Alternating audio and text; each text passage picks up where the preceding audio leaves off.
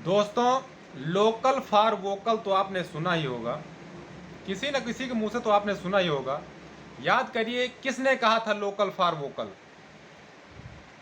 याद अगर नहीं आ रहा तो मैं आपको बता रहा हूं, प्रधानमंत्री ने कहा था लोकल फॉर वोकल। आप लोकल फॉर वोकल तो आप कहते हैं, लेकिन आप अपने ही व्यापार को, अपने ही बिजनेस को ऊपर नहीं उठाना चाहते। कितने बिजनेस, कितने व्यापार, कितनी फैक्ट्रियां बंद हो रहे हैं? किसकी वजह से? किसकी वजह से? केवल आप लोगों की नाकामी की वजह से। नाकामी क्या है? ये आपके जो अधिकारी हैं, इनको केवल पैसा चाहिए। व्यापारियों को इधर उधर से फंसा करके किसी ना किसी तरीके से इनको केवल पैसा चाहिए। इनको पैसा क्योंकि ऊपर भी पहुंचाना है, क्योंकि इनको पैसा ही चाहिए। चाहे जो हो, चाहे जो अधिकारी हो, आप पुलिस से लेकर बड़े से बड़े अधिकारी को आप पैसा दे दीजिए, जिसको मर्जी उसको फंसवा दीजिए। ये काम है।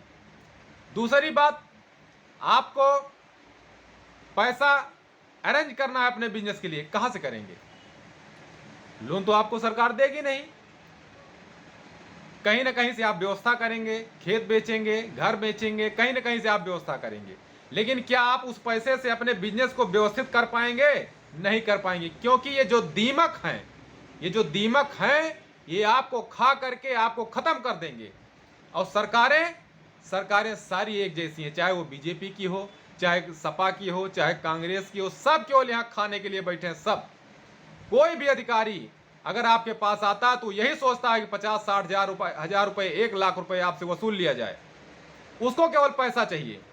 उससे इससे मतलब नहीं कि आपका बिजनेस चलता है कि नहीं चलता, उससे इससे कोई मतलब नहीं है। तो हमारे कहने का मतलब ये है कि बिजनेस के ऊपर सरकारों का बिल्कुल भी ध्यान नहीं है।